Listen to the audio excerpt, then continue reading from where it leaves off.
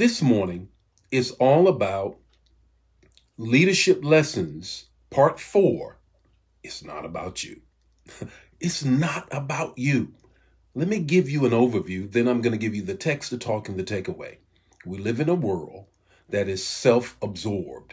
We live in a world in which says project you at all costs. We live in a world that says, you know what? You are number one, and make sure everybody knows that. We live in a world that says you need to serve yourself. We live in a world today that says, you know what? Take care of yourself. All of that is good. But when it comes to leadership, it's not about you. Here's the text, the talk, the takeaway. The text is 1 Samuel 16:14. You know it well. Hear it again for the first time.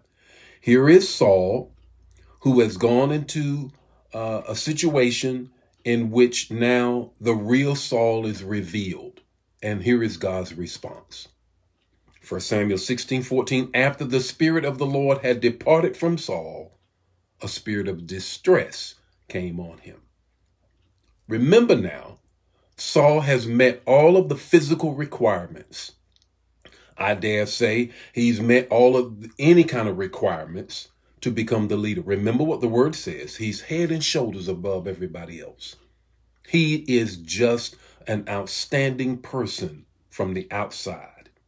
But on the inside, his insecurity, his selfishness, and his desire and need to push himself forward above and beyond the kingdom of God's agenda comes to bear. When they sang that little song, just a little nursery rhyme, Saul has killed his 1,000, David has killed his 10,000s, Saul loses it. And in result, he loses the Spirit of God. Why? Because he does not realize leadership is all about others. 3 things I want you to grab a hold of. The first thing is this: serve others. Leaders serve others. That's a principle of leadership. It's not about you. Think about it. If it was not for others, you would not be a leader. Because if you look behind you and nobody was there, you would just be taking a walk. You wouldn't be leading anybody. It's always about other people, because other people make you the leader. When they submit and say, I'm a follower, that is what makes you a leader. So you have to understand there is a leadership principle called servant leader. Oh, there are several axioms to that. I don't have time to go over all of them. But one of the axioms, if you will, one of the antecedents, if you will, to the servant leader theory is that it is to build up other people, to ensure they come into who they are. The second thing is this: you have to stand up for others. Serve others, now stand up for others. This is another area of a leadership theory called transformational leader.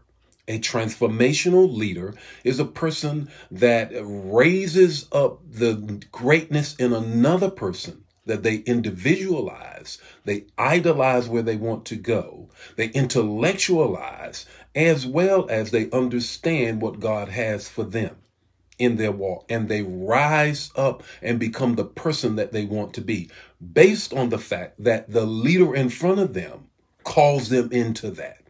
Transformational.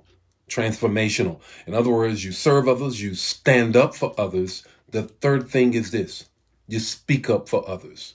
Come in, Moses, have a seat and share with us. You remember when God was so upset with the children of Israel, he says, I'm going to destroy them, wipe them off the face of the earth and start all over. Moses spoke up for them. He was serving them.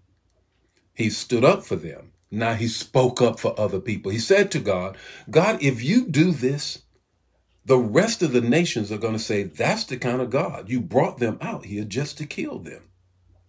Moses spoke up for them. So you have to understand, as a leader, it's really about others. What's your takeaway this morning? The moment leadership becomes about you, God's Spirit will leave you to yourself. And who wants to be left to yourself? Who wants to be left in your own hands? not me. So remember, the moment leadership becomes about you, God's Spirit will leave you to yourself.